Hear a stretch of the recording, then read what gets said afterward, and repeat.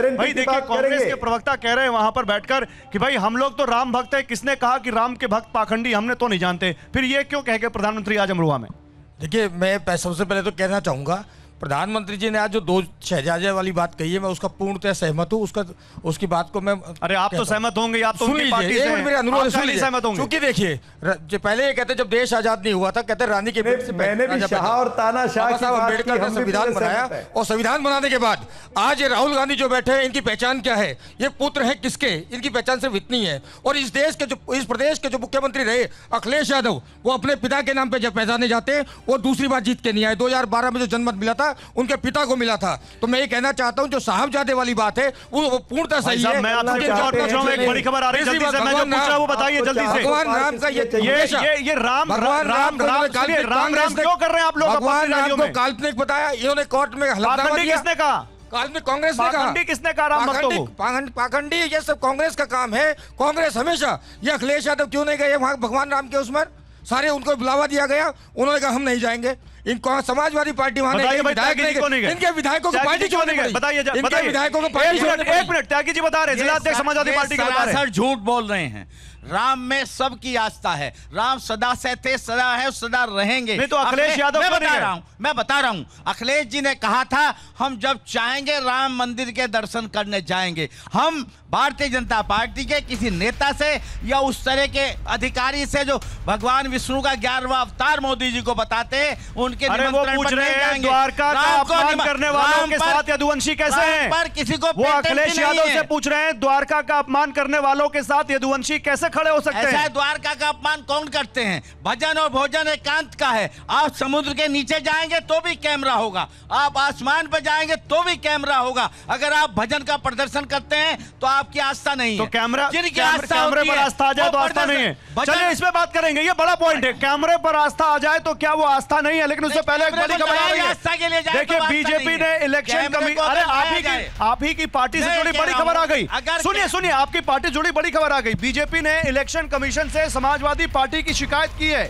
आचार संहिता के उल्लंघन की शिकायत की है बीजेपी ने समाजवादी पार्टी की। बीजेपी का दावा, समाजवादी पार्टी ने सोशल मीडिया साइट एक्स पर उम्मीदवारों को वोट की अपील की थी। पहले चरण का प्रचार खत्म होने के बाद यह अपील की गई।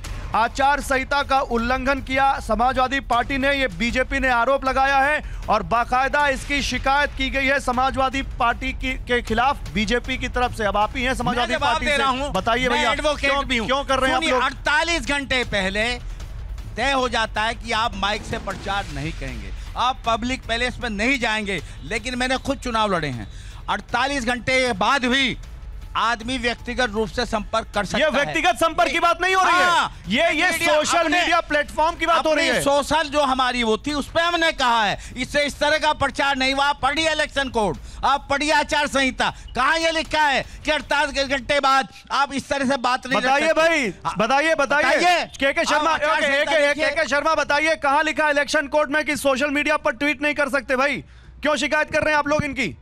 ऐसा है, वकील साहब जो है शायद चुनाव आयोग का प्रेस कॉन्फ्रेंस नहीं सुन पाए क्योंकि बेचारे व्यस्त थे, इनके तो रोज टिकट बदलते थे। थोड़ा तेज बोलिए के शर्मा, थोड़ा तेज बोलिए, यहाँ के लोग भी सुने। मैंने कहा कि जो वकील साहब हैं, जो सपा के हैं, वो शायद चुनाव आयोग का प्रेस कॉन्फ्रेंस नहीं सुन पाए। उनको सोशल मीडिया के संदर्भ में जो निर्णय है वो उनको नहीं समझ में आया। ये तो उस बात पे परेशान थे कि सुबह एक टिकट अखिलेश जी करते थे, दोपहर में वो बदल जाता था, शाम को फिर एक तीसरी टिकट हो जाती थी। तो ये तो बेचारे उसी के मैनेजमेंट में लगे हुए थे। ये बेचारे चुनाव आयोग का प्रेस कहाँ सुने होंगे? खैर, जवाब इनको देना है, चुनाव आयोग में देंगे। लेकिन अभी मैं 2 बातें सुन रहा था, उसका मैं जवाब जरूर देना चाहता हूँ। एक जो पत्रकार महोदय हैं, निश्चित रूप से उनको लगता है 2019 का चुनाव जो है वो वहाँ की एक घटना के कारण से भाजपा को मिला। तो इस मानसिकता के लोगों को देश की न नब्ज पता है न नस पता है। उनको लगता है कि पुलवामा का घटना हो गया तो उस घटना से वो चुनाव जीता गया। नहीं, आप किसी पर मोदी विरोधी मानसिकता के जो लोग चीज गड़बड़ हो जाती है। ये मोदी विरोधी जो लोग बैठते हैं उनकी ये समझ होती है। पर सवाल उठा देंगे, आप उठाऊंगा करेगा तो फिर बहस डिरेल हो जाएगी।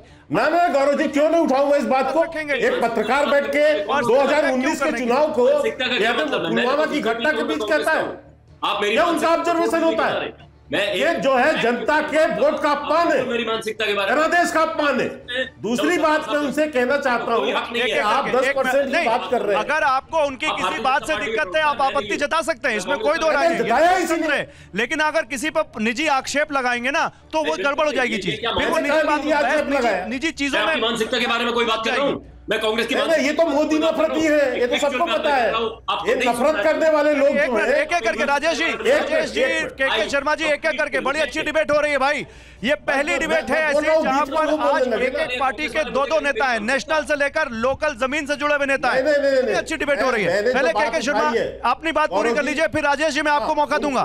राजेश जी मैं आपको मौका दूंगा, के शर्मा की बात हो जाए फिर मैं आप ही को मौका दूंगा। राजेश जी रुक जाइए, पहले के शर्मा अपनी बात पूरी नहीं बोला, लेकिन पर्सनल अटैक ने कहा कि 2019 का चुनाव जो है पुलवामा के कारण से था, उनसे जो है इतनी जोश थी, उतना इनको वोट मिला। नहीं कहा मैंने, यही कहा कि आप पत्रकार महोदय शायद आपने देश की उस समय 2019 की और परिस्थितियों का आकलन नहीं किया।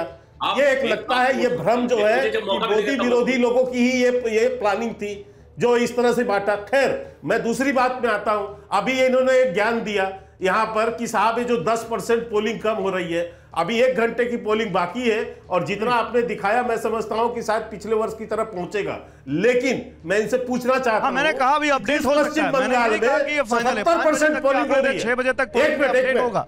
गौरव जी अपडेट हो सकता है बिल्कुल। मैं लेकिन इनसे यह पूछना चाहता हूं कि जिस पश्चिम बंगाल में 75% पोलिंग हो रहा है, जिस बस्तर छत्तीसगढ़ में 65-70% पोलिंग जा रहा है, मध्य प्रदेश में इतनी हाई पोलिंग हो रही है, तो वहां क्या है? वहां के संदर्भ में आपकी विवेचना क्या है जनाब? ठीक है, ओके।